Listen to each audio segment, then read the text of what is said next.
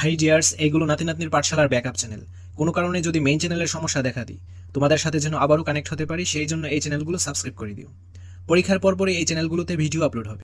সুপ্রিয় শিক্ষার্থীরা, এখন আমরা খ নাম্বার প্রশ্নের সমাধানটা করব।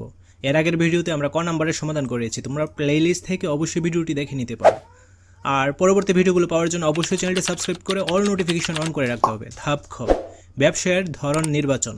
প্রথম ধাপের পারিবারিক আর্থিক পরিস্থিতি বিবেচনায় নিয়ে পরিবারের জন্য উদ্ভাবনীমূলক একটি ব্যবসা নির্বাচন করতে হবে।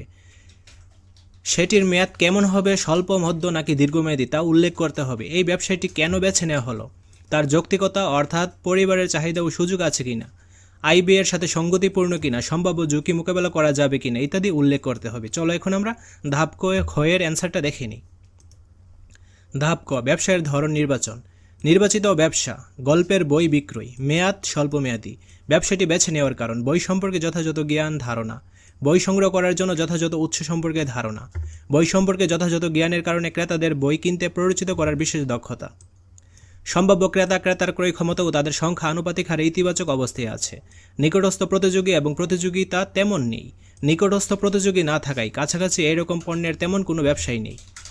তাছাড়া পরিবারের আর্থিক চাহিদাও মেটাতে সক্ষম।